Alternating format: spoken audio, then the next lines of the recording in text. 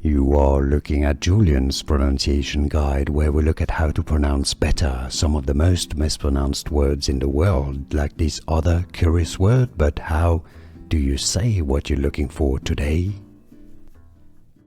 Let's learn how to pronounce this sound that you've probably seen written in the IPA, the International Phonetics alphabet. Let's learn how to pronounce it. It's essentially the sound O. O, okay? It's not an O.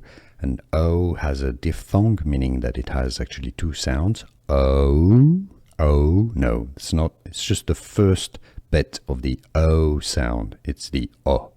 O. Sorry, O. O. All right, let's have a look at a few words containing this sound. Hot. Hot. Some in the US pronounce it as hot, okay? It's slightly different. It's hot. Lot. Pot. Or a lock. Oh. This is what it sounds like. Oh.